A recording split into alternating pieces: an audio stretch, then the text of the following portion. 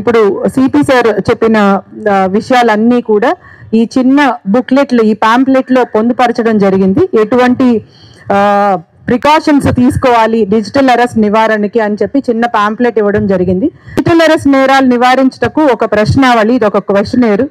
మీ పేరుతో arrest warrant జారీ అయిందని ఎవరైనా భయపెట్టారా అంటే, ఇది బ్యాంక్ లో సేవింగ్స్ అకౌంట్ నుంచి కరెంట్ అకౌంట్ కి మార్చాలన్నా, లేదంటే ఒకేసారి పెద్ద మొత్తంలో బ్యాంక్ వారి దగ్గరికి వెళ్ళి మేనేజర్ దగ్గరికి వెళ్ళి విత్డ్రా చేయమని చెప్పి ఎవరన్నా అడిగితే మేనేజర్ ఖచ్చితంగా ఈ ప్రశ్నావళిని వాళ్ళకి ప్రజెంట్ చేసి వాళ్ళకి చదివి వినిపించి వాళ్ళ దగ్గర ఆన్సర్స్ రాబట్టి ఆ తరువాతే వారిని సేవింగ్స్ అకౌంట్ నుంచి కరెంట్ అకౌంట్ కి మార్చడం, ఆ పెద్ద మొత్తంలో డబ్బులు విత్డ్రా చేయడానికి అవకాశం ఇవ్వడం జరగాలనేది ఈ ప్రశ్నావళి యొక్క ముఖ్య ఉద్దేశం. మీ పేరుతో అరెస్ట్ వారెంట్ జారీ అయిందని ఎవరన్నా భయపెట్టారా? మీరు స్పందించకపోతే వెంటనే అరెస్ట్ ఆర్డర్ అమలవుతుంది అని బెదిరించారా? మీ మీద నాన్ బెయిలబుల్ కేసు నమోదైందని చెప్తున్నారా?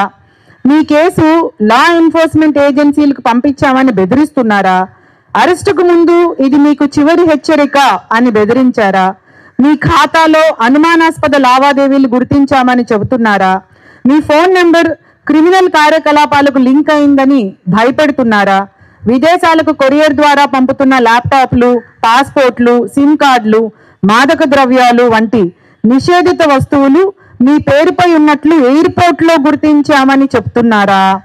మీరు నిషేధిత కంటెంట్, ఉదాహరణకు చైల్డ్ పోర్నోగ్రఫీను యాక్సెస్ చేశారని ఎవరన్నా బెదిరించారా?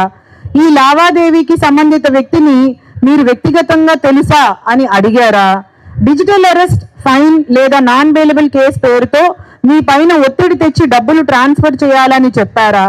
మీరు ఎవరితోనైనా ఫోన్లో మాట్లాడుతున్నారా అని అడిగారా? సిబిఐ, కస్టమ్స్, ఈడీ లేదా పోలీస్ అని చెప్పి మీకు వీడియో కాల్ చేసి చూపించి భయపెడుతున్నారా? లింక్ లేదా ఈమెయిల్ ద్వారా డబ్బులు పంపాల్సిందిగా ఒత్తిడి తెస్తున్నారా? మీకు గల ఆదాయ వనరులను 1 సంవత్సర కాలానికి లెక్కగట్టి దానిలో సగం డబ్బులను పంపమని బెదిరిస్తున్నారా? మీ బ్యాంకులో ఉన్న ఫిక్స్డ్ డిపాజిట్లు రద్దు చేసి డబ్బులు పంపమని భయపెడుతున్నారా? ఈ ఖాతాకు గతంలో మీరు ఎప్పుడైనా నగదు చెల్లింపులు చేశారా? మీరు ఈ లావాదేవీ చేయకపోతే చట్టపరమైన సమస్యలు ఎదురవుతాయని బెదిరించారా? CBI, ED, customs, police video call ద్వారా అరెస్టులు చేయనని మీకు తెలుసా? ఇవన్నీ చెయ్యవు అని అంటే వీడియో కాల్ ద్వారా సిబిఐ వాళ్ళు, ఈడీ వాళ్ళు వీళ్ళెవరూ కూడా వీడియో కాల్ ద్వారా అరెస్టులు చెయ్యవు, అది మీకు తెలుసా లేదా? సైబర్ నేరాల పట్ల అప్రమత్తంగా ఉండండి. వెంటనే 1930 కాల్కి కాల్ చేయండి. ఇది ప్రతి బ్యాంక్ మేనేజరు